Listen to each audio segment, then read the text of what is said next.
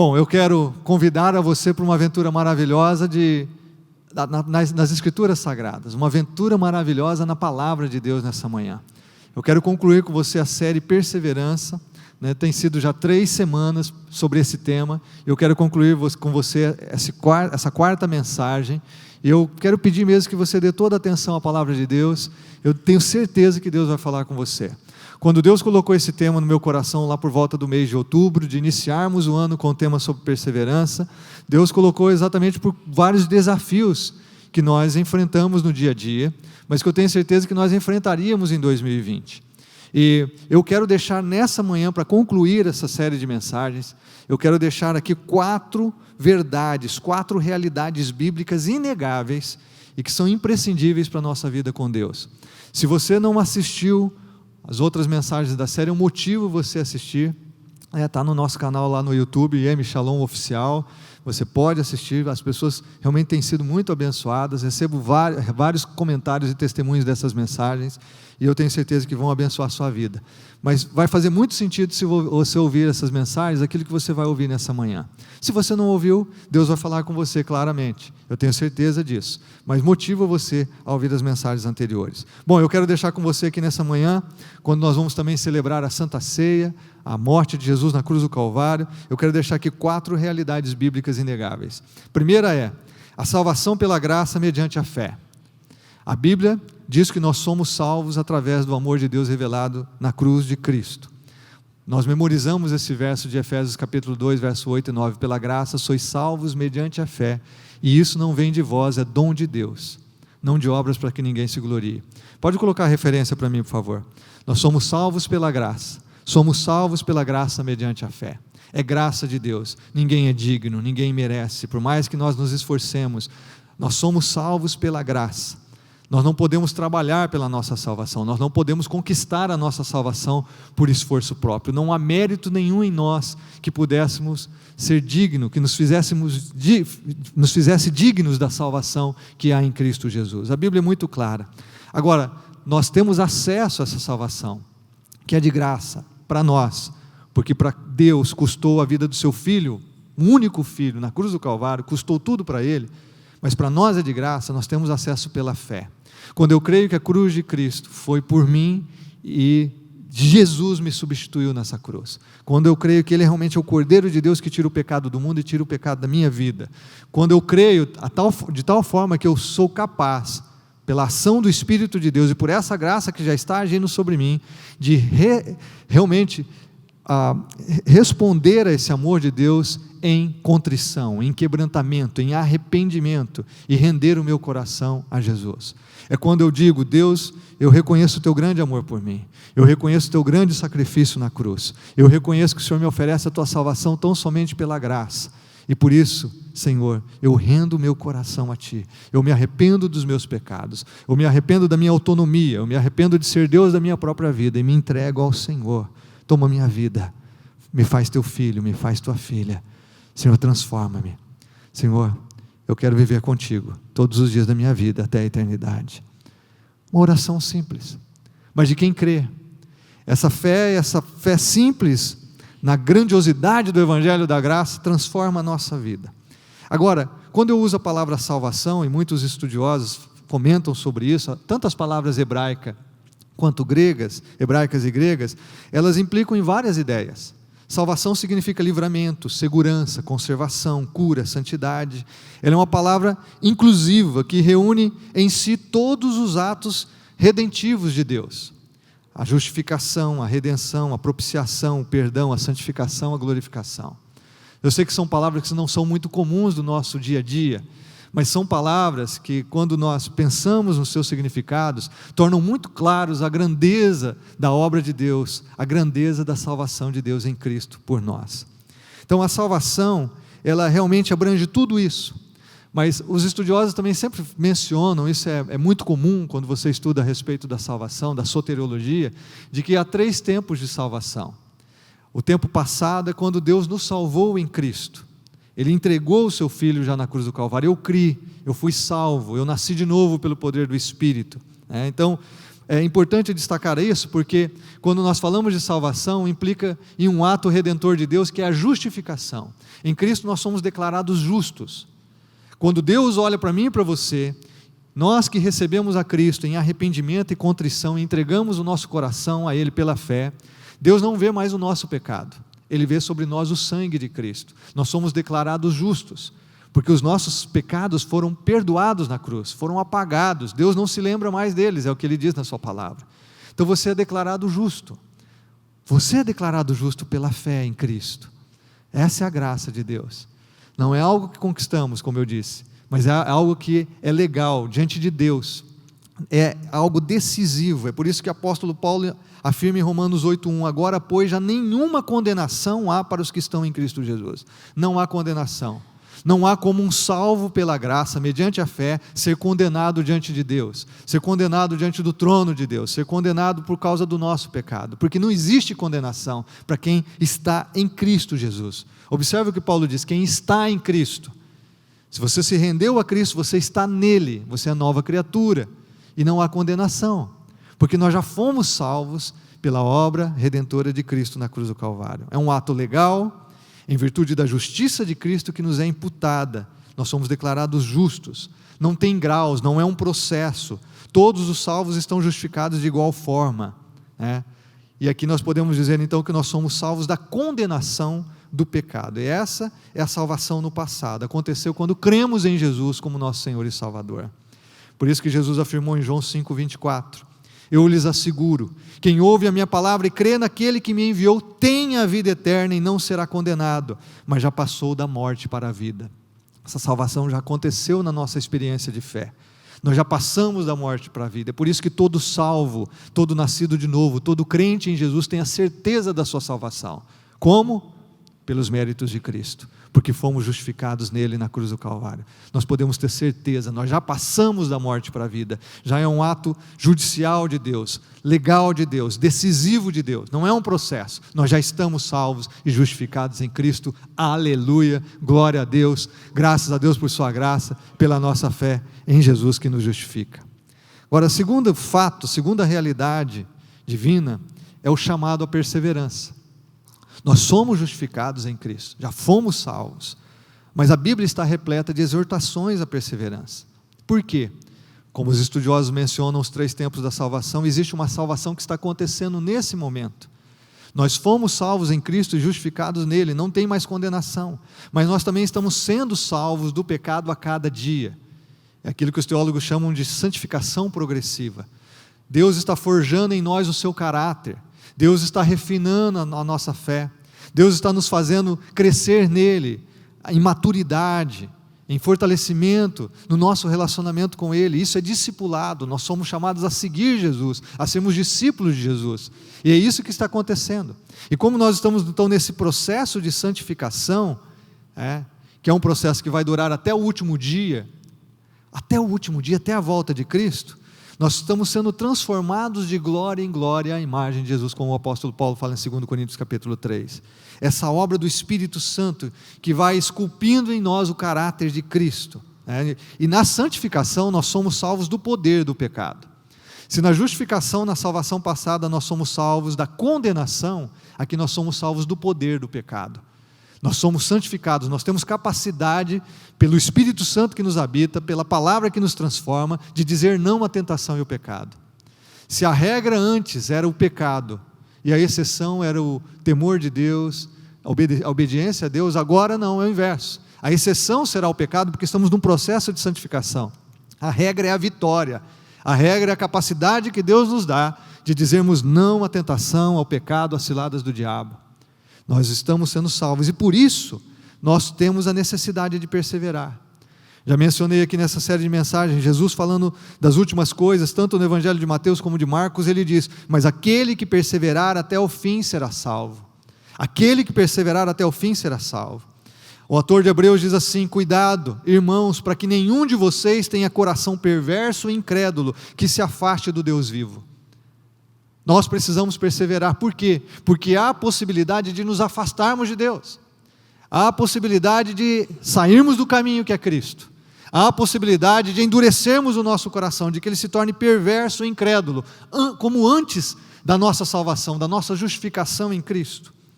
Portanto, a Bíblia diz que é necessário em Cristo combater o bom combate, completar a carreira e guardar a fé, como afirmou o apóstolo Paulo. A Bíblia diz que é necessário desenvolver a nossa salvação em temor e tremor, conforme Paulo diz em Filipenses capítulo 2, verso 12. É necessário, é imprescindível que nós venhamos perseverar em Cristo, perseverar na obra que Ele já fez na cruz do Calvário e que Ele continua fazendo a cada dia da nossa vida, nesse relacionamento de discipulado. Eu não tenho tempo aqui para aprofundar um pouco mais, mas quero mencionar um texto de 1 Coríntios, capítulo 10, onde nesse texto Paulo fala do que aconteceu com o povo de Israel no deserto. Como Paulo diz que eles acabaram atraindo o juízo de Deus, de modo que a maioria dos israelitas foram reprovados e ficaram prostrados no deserto. E Paulo diz o seguinte, ele diz no verso 6 desse capítulo 10 de 1 Coríntios, ele diz, Paulo adverte que essas coisas servem de exemplo para nós que fazemos parte da igreja. Serve de exemplo para nós. No verso 12 ele diz que aquele pois que está em pé, cuide para que não caia.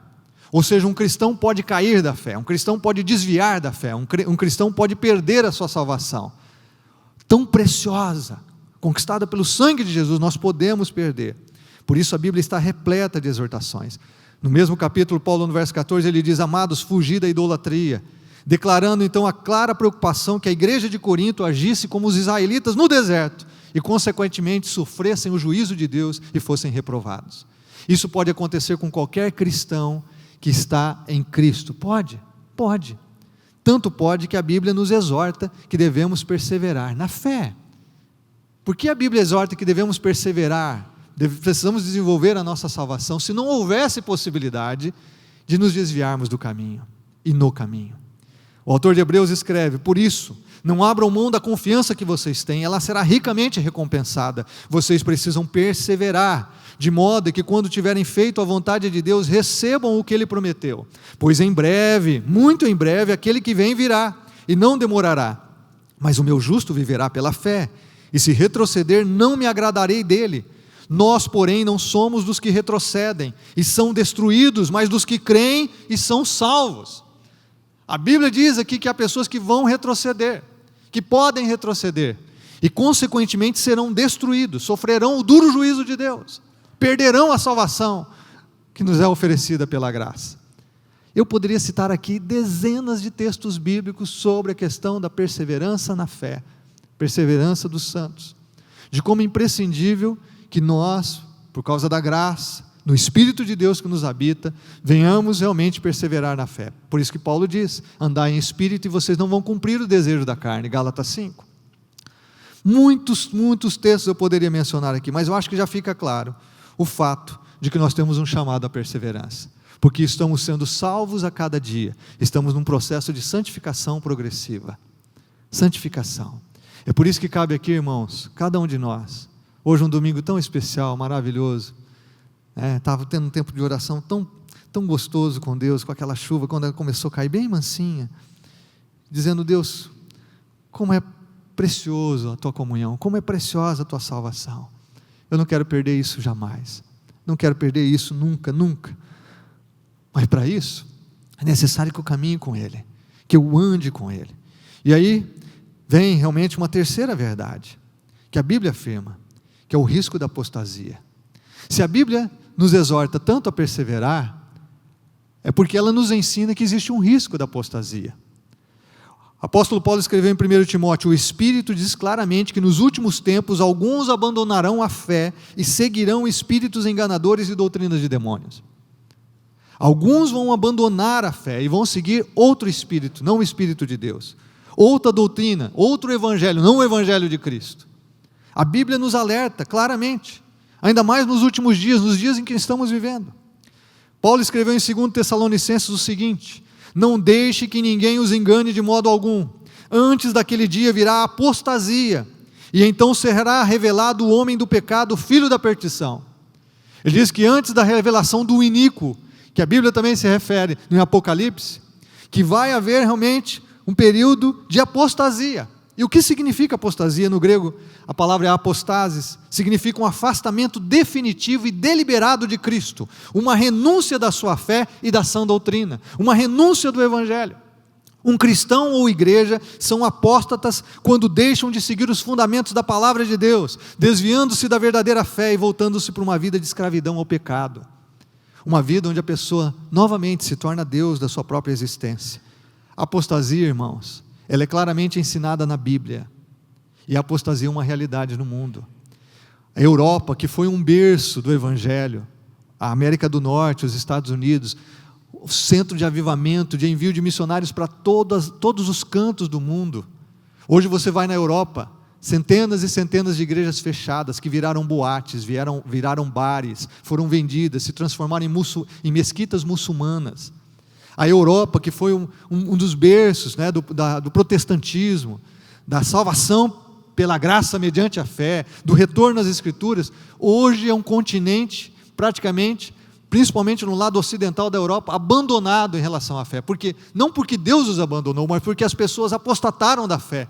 As gerações anteriores não transmitiram a fé à nova descendência, às novas gerações, o conforto que a Europa construiu depois da Segunda Guerra Mundial, a prosperidade material, endureceu o coração dessas gerações.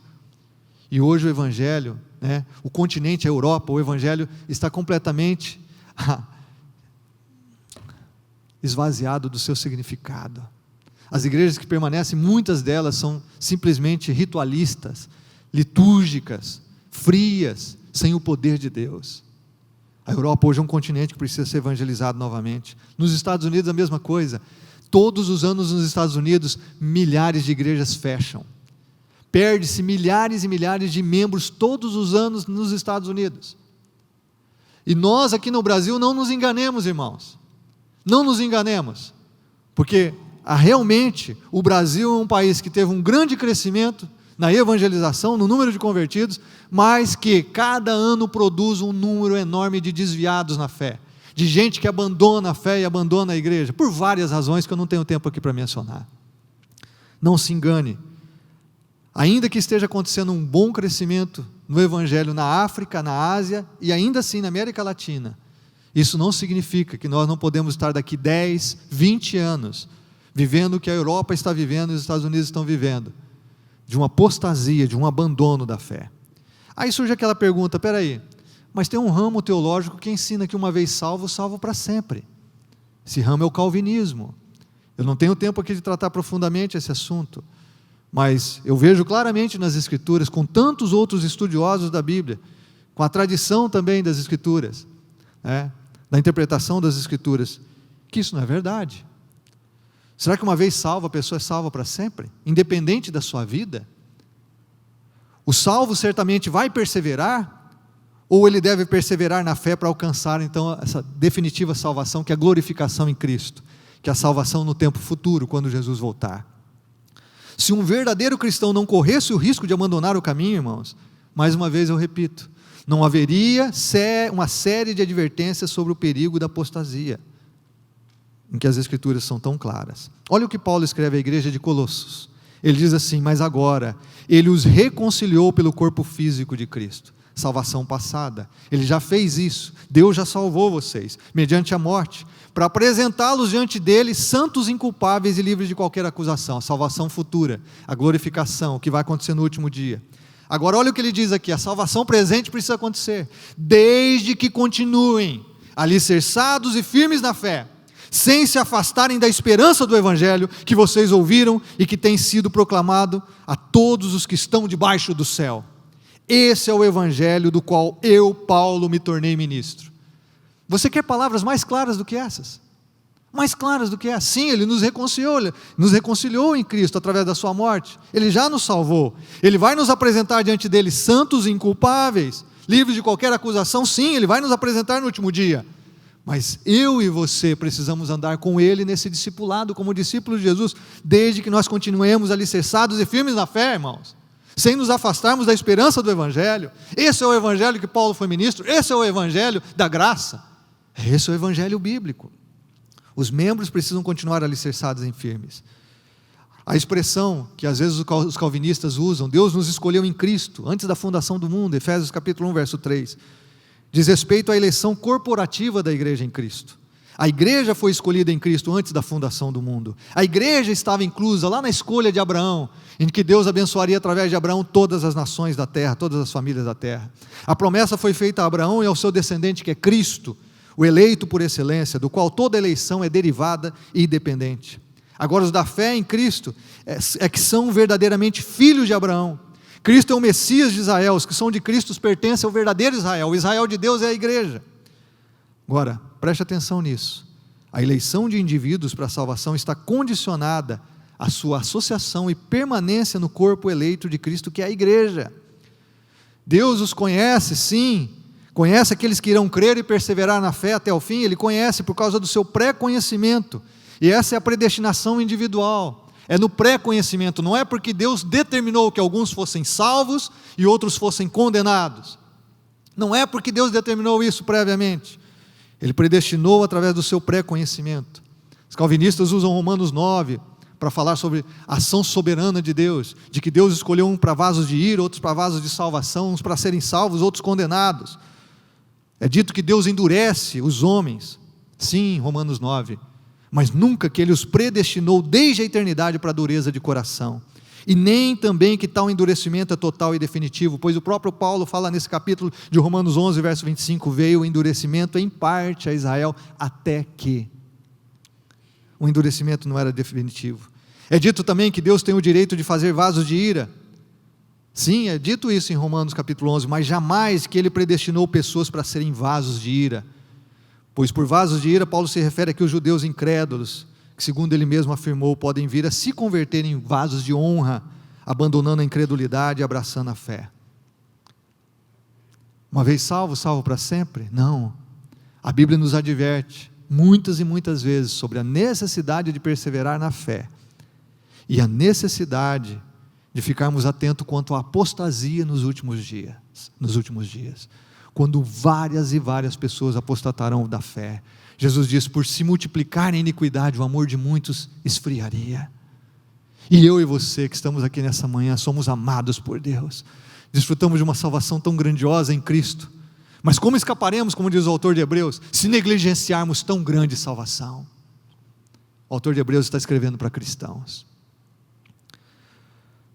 Pedro diz o seguinte, em sua segunda carta, ele diz, porquanto, se depois de terem escapado das corrupções do mundo, pelo conhecimento do Senhor e Salvador Jesus Cristo, foram outra vez envolvidos nelas e vencidos, tornou-se-lhes o último estado pior do que o primeiro, porque melhor lhes fora não conhecerem o caminho da justiça, do que conhecendo-o, desviarem-se do santo mandamento que lhes fora dado.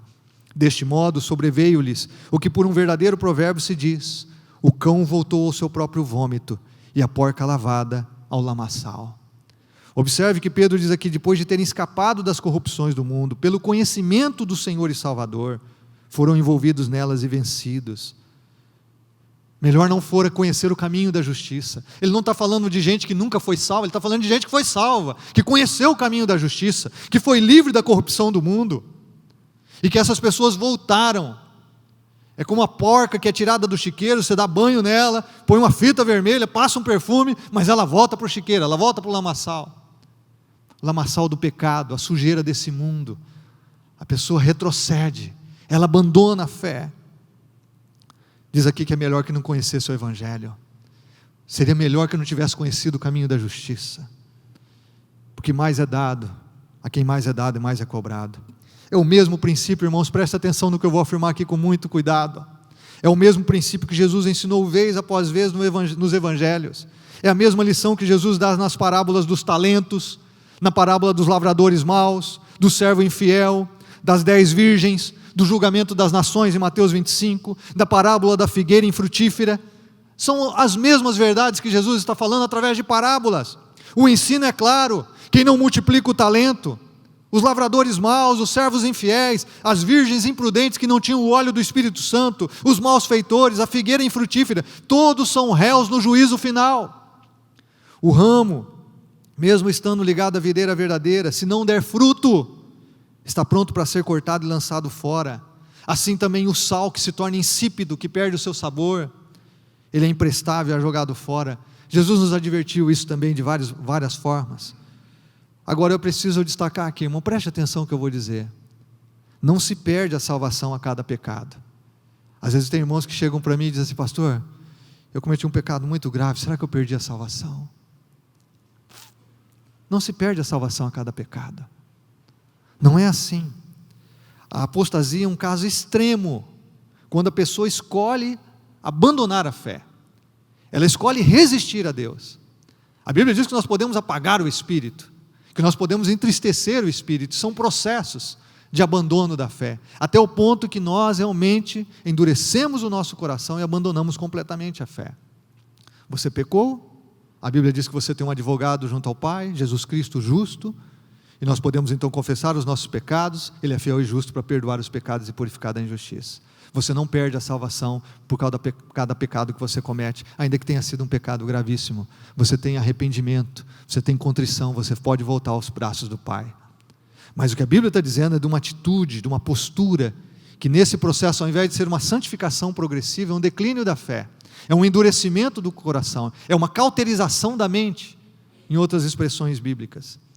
É um caso extremo. Por isso o autor de Hebreus escreve no capítulo 6, mesma realidade do que Pedro escreveu no texto que eu mencionei agora há pouco. Ele diz: ora, para aqueles que uma vez foram iluminados, provaram o dom celestial, tornaram-se participantes do Espírito Santo, experimentaram a bondade da palavra de Deus e os poderes da era que há de vir, e caíram. Ele está falando de gente que experimentou tudo isso em Cristo, mas caíram. É impossível que sejam reconduzidos ao arrependimento, pois para si mesmos estão crucificando de novo o Filho de Deus, sujeitando-o à desonra pública. Não há mais caminho de volta, o coração endureceu. Nós temos que ter muito temor diante da palavra de Deus, irmãos, muito temor diante do Senhor. Há muita gente brincando com a fé, há muita gente flertando com o pecado, há muita gente que não alimenta a sua fé na palavra e na oração, há muita gente que não anda com Deus de todo o coração a cada dia, como discípulo de Jesus, há muita gente vendendo a alma para o diabo, há muita gente dentro das igrejas sem temor de Deus, há muita gente brincando de igreja, há muita gente mercadejando o Evangelho, há muitas e muitas pessoas. Que Deus gere temor no nosso coração, porque você pode entrar nesse processo. Gente morna, gente sem calor na alma, gente sem consagração na vida, que Jesus diz assim: eu estou a ponto de vomitar. Ele não vomitou ainda, mas está a ponto, e pode vomitar. A Bíblia diz que pode vomitar. A mão de Deus está estendida para cada um de nós, mas é necessário pegar na mão de Deus, na mão de Jesus, e caminhar com Ele cada dia da nossa vida, até o último dia. Olha o que ele diz em capítulo 10, se continuarmos a pecar deliberadamente. Irmãos, hoje tem prostitutas, tem gente que posta nua nas revistas masculinas e diz que é cristã, é evangélica, que crê no Evangelho. Há políticos corruptos, orando antes de roubar as finanças do país, dizendo que são cristãos. Não, eu sou salvo, eu fui salvo uma vez, salvo para sempre.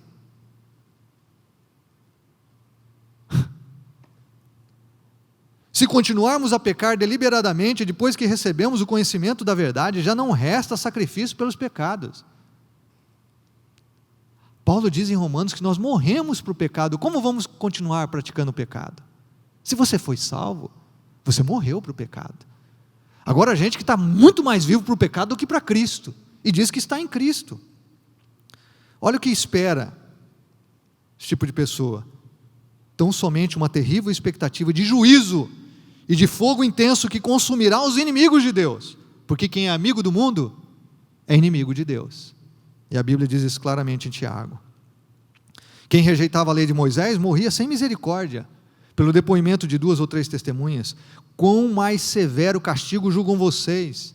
Merece aquele que pisou aos pés o Filho de Deus, que profanou o sangue da aliança pelo qual ele foi santificado, e insultou o Espírito da graça. Pois conhecemos aquele que disse: a mim pertence a vingança, eu retribuirei. E outra vez, o Senhor julgará o seu povo. Terrível coisa é cair nas mãos do Deus vivo. Terrível coisa. Há palavras mais claras que essas, irmãos? Isso aqui é Bíblia, é palavra de Deus. Não é uma invenção humana, é a Bíblia, a palavra de Deus. Paulo fala sobre isso, Pedro fala sobre isso, o autor de Hebreus fala sobre isso, os evangelhos falam sobre isso. É inegável o risco da apostasia e o duro juízo de Deus que virá sobre os apóstatas, aqueles que abandonam a fé em Cristo, depois de experimentarem essa fé tão gloriosa, essa salvação pela graça. E último lugar, a garantia da salvação para os fiéis. É imprescindível destacar aqui que a Bíblia afirma que o cristão não está abandonado a si mesmo. É por isso que nós não perdemos a salvação a cada pecado. É por isso também que nós não estamos desprotegidos. Vamos lutar contra o pecado sozinhos, contra o diabo sozinhos, contra o nosso coração enganoso sozinhos. Não, certamente seríamos derrotados. É por isso que a Bíblia diz que nós nos tornamos templos do Espírito Santo, que Deus está conosco, que Ele está conosco todos os dias até a consumação dos séculos. Há uma garantia de salvação para os fiéis. O apóstolo Pedro disse o seguinte: seu divino poder nos deu todas as coisas de que necessitamos para a vida e para a piedade, por meio do pleno conhecimento daquele que nos chamou para a sua própria glória e virtude. Fomos chamados para viver a própria glória e virtude de Deus, em Cristo. Nós temos nele todas as coisas, irmãos, que necessitamos. Nós não estamos desamparados, nós não estamos desprotegidos, nós não estamos abandonados. Deus não veio em Cristo e nos salvou na cruz, e agora diz assim: galera, está aqui a Bíblia, os meus ensinamentos para vocês, vão e vivam da melhor forma possível, esforcem-se que vocês vão vencer. Não, Deus não disse isso. Ele vem e nos habita pelo Espírito, Ele vem e nos faz participantes da sua própria glória.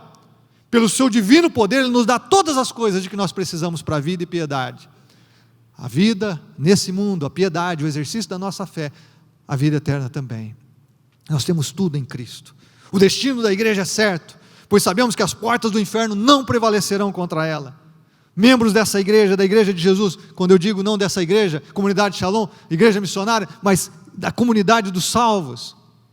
Membros dessa igreja têm o seu destino certo, é de vitória, porque Jesus está edificando a sua igreja. O seu futuro glorioso foi contemplado lá por João em Apocalipse capítulo 7, capítulo 14, quando ele fala da multidão de gente de toda tribo, raça, língua e nação, adorando o Senhor diante do seu trono na eternidade. Paulo mesmo diz, quando ele fala que Deus, em Cristo, que Cristo amou a sua igreja a ponto de entregar a sua vida, ele diz o seguinte, verso 27 de Efésios 5, ele diz, para apresentá-la a si mesmo. Jesus vai apresentar essa igreja a si mesmo, como igreja gloriosa, sem mancha nem ruga ou coisa semelhante, mas santa e inculpável. Aleluia! Porque Jesus está edificando a sua igreja, as portas do inferno nunca vão prevalecer contra ela. Ele vai apresentar essa igreja, a comunidade dos salvos, de forma inculpável diante de si mesmo, no seu trono de glória.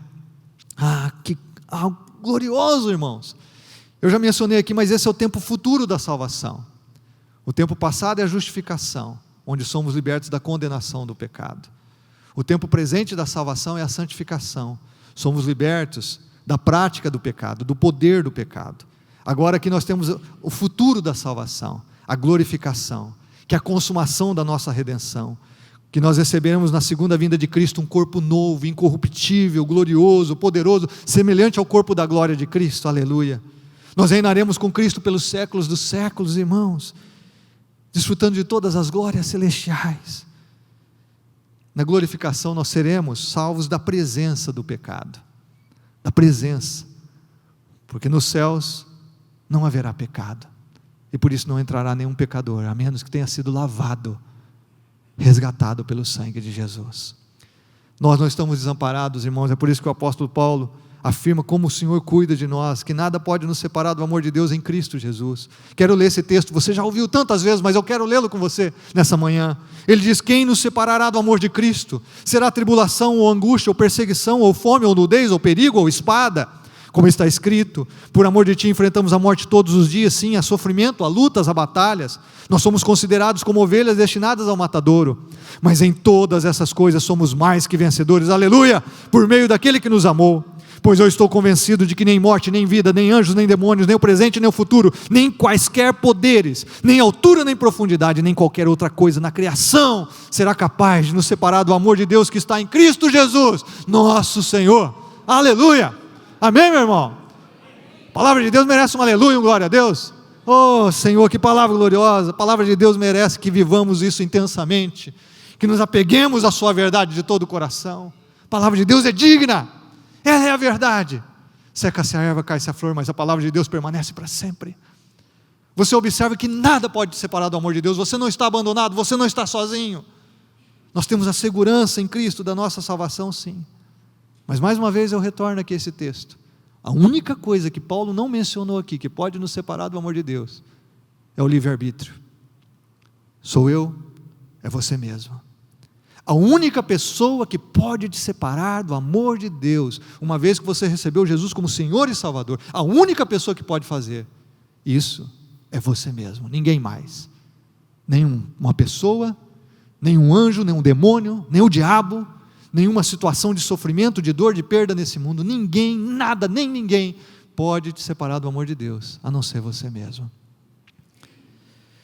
Nós temos uma segurança tão maravilhosa, irmãos, em Cristo, desde que permaneçamos nele. Jesus só nos convida para andar com Ele, de braços dados. Ele diz: tomai sobre vós o meu jugo. Jugo é aquela peça que os animais carregavam um do lado do outro. Jesus só nos chama para andar com Ele. Toma sobre vós o meu jugo, que é suave, o meu fardo que é leve. Você vai achar descanso para a sua alma. Jesus nos convida a um caminho de discipulado, de amizade. Nós não somos dignos disso, não somos merecedores disso, mas é o que Ele nos oferece, por amor e por graça. Mas quantos têm desprezado? Quantos têm tomado o caminho da religião? Quantos têm tomado o caminho do ceticismo? Quantos têm tomado o caminho do hedonismo, do materialismo? Quantos têm sido dominados por doutrinas de demônios, como o apóstolo Paulo afirmou? O destino da igreja é glorioso, irmãos. A história já está escrita, o final é glorioso. E é por isso que eu quero concluir aqui com alguns textos, 3 textos somente.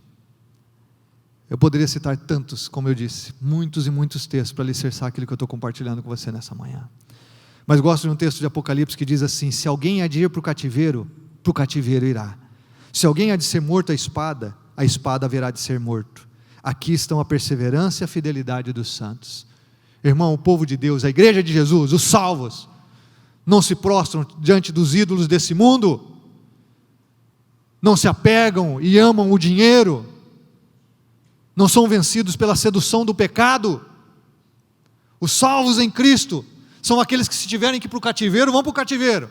Se tiverem que morrer à espada, vão morrer pela espada, porque essa é a perseverança dos santos. É isso que a igreja vive, essa é a fidelidade. Essa é a fidelidade, irmão. Não importa, eu não sei o que vai acontecer comigo, você também não sabe o que vai acontecer com você, mas não importa, nada nem ninguém pode nos separar do amor de Deus. Irmãos, se tivermos que ir para um cativeiro, seja o que for, estourar a terceira guerra mundial, se o Islã tiver que tomar parte do mundo, o mundo inteiro, seja o que for, nós vamos para o cativeiro, vão confiscar os nossos bens, não tem problema. Se nós tivermos que morrer em Cristo, podem nos matar, porque nós vamos continuar vivos. É os que os grandes mártires da igreja viveram no começo da igreja primitiva. Aí está a perseverança e a fidelidade dos santos. Eu gosto do texto de Judas, em que ele afirma: aquele que é poderoso para impedi-los de cair. Olha o que ele diz: Deus é poderoso para impedir-nos de cair, por isso nós podemos ir para o cativeiro, podemos morrer à espada, nós não vamos cair no meio do caminho, porque Ele é poderoso para apresentar-nos diante dEle na sua glória, sem mácula e com grande alegria. Ao único Deus, nosso Salvador, sejam glória, majestade, poder e autoridade, mediante Jesus Cristo, nosso Senhor, antes de todos os tempos, agora e para todos sempre. Amém. Aleluia. É isso, irmão. Perseverança, a vida tem que continuar, o projeto de Deus tem que continuar na sua vida. Nunca desista, nunca jogue a toalha, nunca baixe a cabeça, nunca se renda ao teu coração enganoso, nunca se renda ao pecado, nunca se renda às astúcias e às ciladas do diabo, jamais. Persevere na fé, porque Ele é poderoso para nos impedir de cair. Nós não estamos sozinhos, pertencemos ao maior, não precisamos temer o menor, pertencemos ao Deus Todo-Poderoso. Somos lavados e redimidos pelo sangue precioso de Jesus, somos cobertos pelo seu sangue, somos habitados pelo Espírito Santo de Deus, selados com Ele para o dia da redenção, selados pelo Espírito para o dia da redenção. Por isso eu faço minha a oração de Paulo aos Tessalonicenses. Eu oro por vocês, oro por mim, oro pela minha família, oro pelo povo de Deus no mundo, toda a igreja de Jesus no mundo, que o Senhor conduza os seus corações ao amor de Deus e à perseverança de Cristo. Que o Senhor conduza os seus corações ao amor de Deus e à perseverança de Cristo. Amém. Feche os seus olhos. Senhor, obrigado pela Tua palavra tão rica, tão poderosa, tão preciosa, tão verdadeira. Ó Deus, pelo poder do Teu Espírito Santo, torne a Tua palavra viva em cada coração. Incendeie os corações. Senhor, incendeie os corações. Que o temor do Senhor nos afaste do mal. Que o temor do Senhor nos leve a Te adorar com tudo que há em nós, porque o Senhor é digno. Senhor, há pessoas mornas aqui no nosso meio, há pessoas frias espiritualmente. Senhor, em nome de Jesus, aquece esses corações pelo poder do Teu Espírito. Aviva esses corações. Aviva-nos aqui, Senhor, como Tua igreja. Aviva a Tua igreja em todo o mundo, Senhor. Aviva o Teu povo. Deus, prepara-nos para o grande dia da Tua volta, quando estaremos diante do Senhor, por causa da Tua obra na cruz. Estaremos diante do Senhor por Ti mesmo, o Senhor que vai nos apresentar sem pecado. Deus, que os nossos olhos estejam fixos nesse dia, o dia da glorificação, o dia que estaremos para sempre contigo. Deus, que ninguém se perca, mas que todos sejam salvos por Tua graça. Oramos, fortalece o Teu povo, para a glória do Teu nome. Amém. Quero cantar uma canção aqui com vocês, de muitos anos atrás. É uma canção que eu quero cantar com você, com a galera. Nem sair não, nós vamos na graça aqui, tá, irmãos? Vamos lá? Vamos cantar? Posso entrar? Vocês entram? Vamos lá. Se você já pensou em desistir, tenha fé e não pare de sorrir. Você vai ver que o inimigo não vai entender, que o crente até mesmo chorando, ele canta porque se chorar, chora aos pés do Senhor, em Jesus, como seu consolador. Teu sofrer, uma noite até pode durar, mas o crente sabe que a vitória vem pela manhã.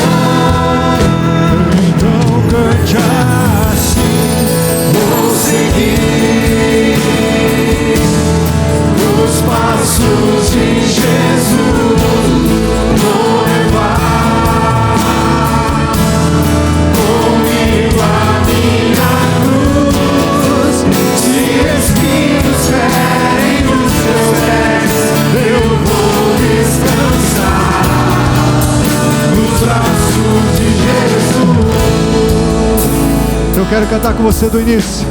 Afirme a sua fé no Senhor.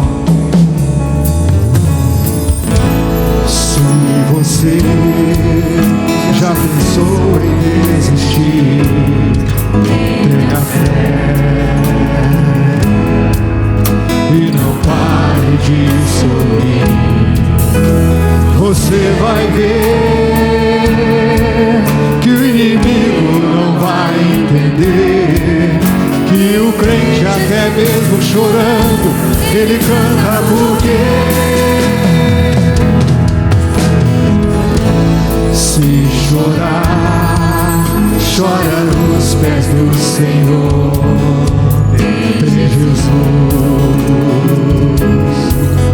como seu consolador. Teu sofrer, uma noite até pode durar, mas o crente sabe que a vitória vem pela manhã. Então canta assim: vou seguir os passos de Jesus, vou levar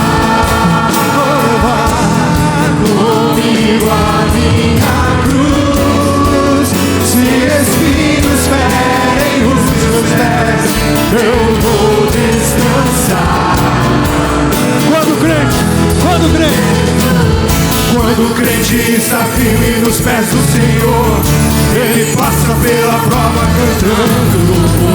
O inimigo se levanta, mas tem que cair.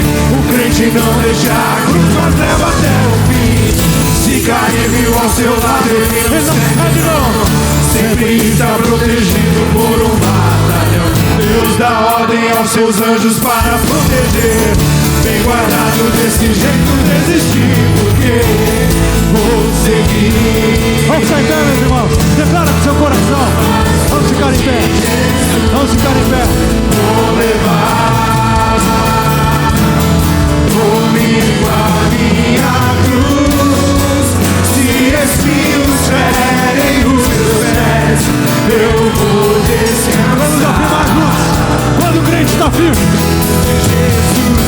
Quando o crente está firme nos pés do Senhor, ele passa pela prova cantando. O inimigo se levanta, mas tem que cair. O crente não deixa a cruz, mas leva até o fim. Se cair ao seu lado, ele não cede não. Sempre está protegido por um batalhão. Deus dá ordem aos seus anjos para proteger. Bem guardado, desse jeito desistir, porque vou seguir os passos de Jesus. Vou levar comigo a minha cruz. Se espinhos ferem os meus pés, eu vou descansar. Eu vou seguir nos braços de Jesus. Vou seguir os passos descansar. de Jesus. Descansar nos braços de Jesus. Os braços de Jesus é que nós vamos descansar. Aleluia, irmãos. Aleluia. Glória ao nome do Senhor. Aleluia. Louvado seja o nome do nosso Deus. O crente está firme nos pés do Senhor. Sua vida consagrada, prostrada no altar de Deus. Pode faltar fôlego aqui, irmão. Vou cantar a última nota que eu não aguentei não. Mas a verdade não muda. O crente descansa nos braços do Senhor.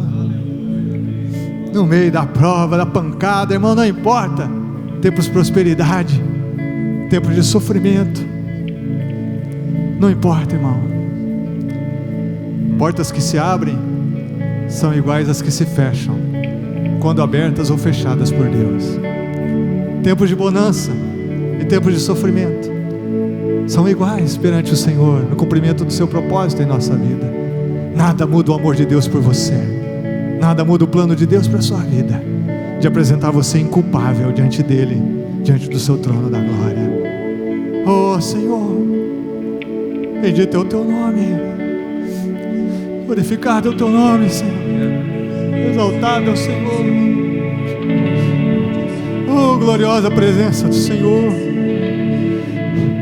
Bendito Senhor, Deus e Pai do nosso Senhor Jesus Cristo. Bendito Jesus, nosso Senhor e Salvador. Bendito Espírito Santo que nos habita e que se move no seio da tua igreja. Quão glorioso, Senhor, quão glorioso é o Senhor. Quão maravilhoso é viver na tua presença.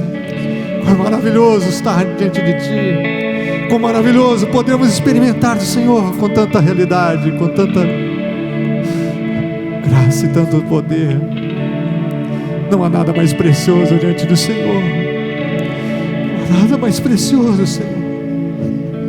Não há nada mais precioso, porque somos indignos, mas o Senhor nos permite, nos proporciona tão grande salvação. Oh Deus, derrama a tua graça sobre cada coração.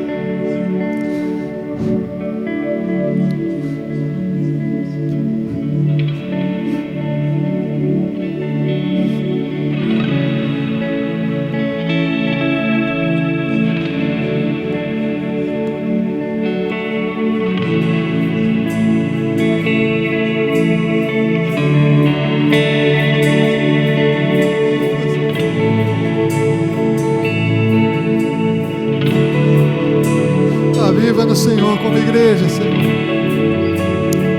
Aviva-nos, Senhor. Aviva o coração do teu povo, Senhor. Aviva o coração de cada um de nós. Oh Deus, aviva-nos. Enche o nosso coração da tua presença.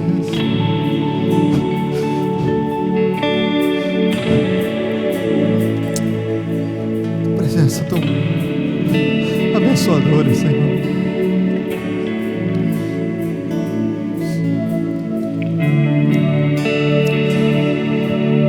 Senhor, nós vamos comer da carne, beber do sangue. Nós comemos do pão e do suco, vinho que representa teu sangue na cruz. Estejamos nos alimentando espiritualmente pela fé no Senhor. Fortalece o teu povo, Senhor. Nós vamos comer e beber do pão e beber do cálice, até que o Senhor venha. Nós vamos anunciar a tua morte até que o Senhor venha. Aleluia! Porque o Senhor venceu a morte e o inferno, ressuscitou, está sentado à direita de Deus Pai Todo-Poderoso, onde o Senhor há de vir julgar os vivos e os mortos. Mas aqueles que foram justificados pelo teu sangue não entram em condenação, porque estão em Cristo Jesus e passaram da morte para a vida. Aleluia! Estamos celebrando o teu sacrifício na cruz nesse momento, Senhor. A ti toda a glória, todo o louvor.